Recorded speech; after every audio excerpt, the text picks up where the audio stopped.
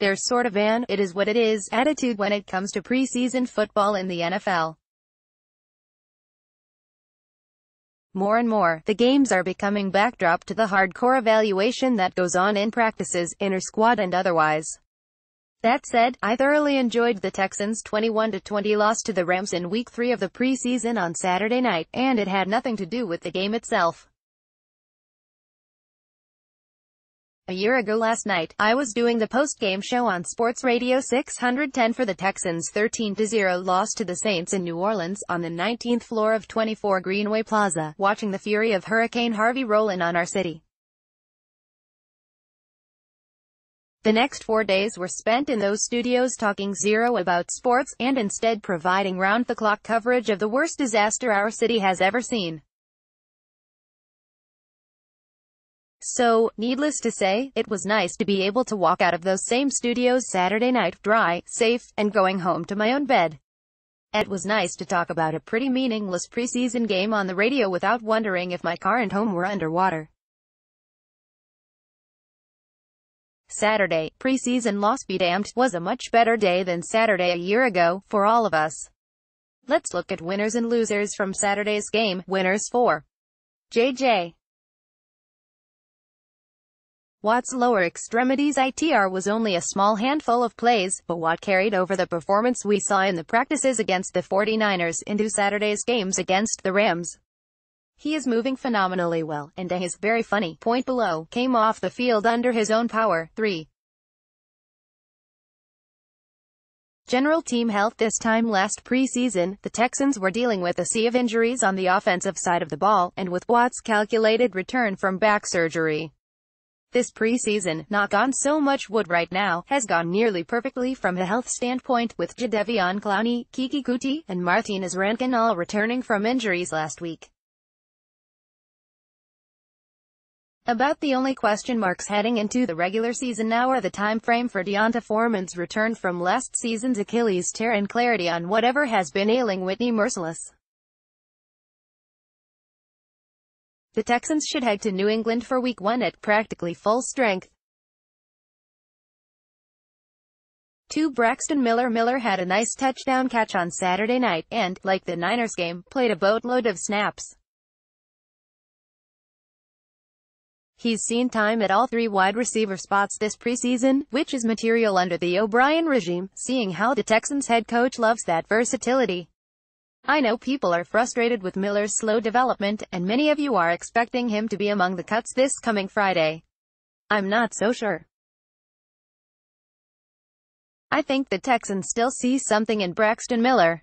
1. Vinakant Smith. If you're looking to bet on a long shot surprise to make the 53-man roster, maybe it's Smith, who's looked very capable this preseason. He added on to his game-winning touchdown from last week with a 43-yard catch to set up the potential tying touchdown on Saturday night. It's more likely Smith winds up on the practice squad, but if he had a better pedigree than undrafted rookie, the team might feel invested enough in him to make him the 5th or 6th wide receiver with the way he's played. Losers for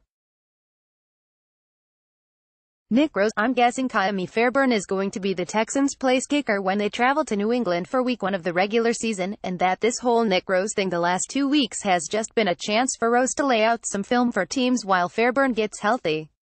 If that's the case, Rose has missed out on an opportunity. He missed a pad in the Niners game, then boinked a 28-yarder off the upright on Saturday. However, all of that badness could have been wiped out had he nailed the 57-yard attempt to win the game against the Rams. Alas, it had the leg, but went wide right. Life comes down to a few moments. Nick Rose may have found that out the hard way on Saturday. 3. The Alfred Blue haters. Of all the positions on the Texans, the one whose depth after the starter terrifies me the most is the running back position. I'm assuming D'Onta Foreman is going to start the season on the PUP list, which means he is gone until Week 7, at least. So after Lamar Miller, the depth chart reads Alfred Blue, Troy Maine Pope, and a few undrafted rookies. The problem with Alfred Blue is that 90% of the time, he is wholly unspectacular, even mediocre. But that other 10%, where he looks like a capable NFL running back, that's what's kept him employed. So it should be no surprise that a week before final cuts, he busts out with 45 yards on 5 carries, including a 36-yard run. Alfred Blue, ladies and gentlemen. He is never going anywhere. This poll from Greg Rajan of the Houston Chronicle sums it up well. 2. Brock Osweiler presented without comment. 1. Urban Meyer. The sentence for Ohio State head football coach Urban Meyer's harboring a domestic abuser for the last decade, going back to his days at Florida, has been handed down. Meyer will be suspended for 3 games to start this football season. That's it? Above and beyond that, Meyer issued a public statement on Wednesday night that was couched as an apology, but looked more like a hostage video, in which someone was pointing a gun at him off-screen. Of course, disingenuous apology aside, the part of this fiasco that got the most attention was the complete lack of remorse shown for Courtney Smith, ex-wife of his wife-beating, now former assistant coach Zach Smith. So, just as he had to do after he lied at Big Ten Media Day about his knowledge of Smith's abusive past, Meyer had to issue another statement to clean up his own mess. Prediction: the head coach of the Ohio State football program in 2019 will not be named Urban Meyer. Either some other scandal will arise, or Meyer will pull out the exhaustion card like he did at Florida in 2010, but one way or another, he will not be the coach after this season.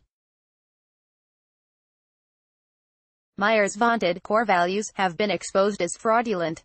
The Emperor has no clothes.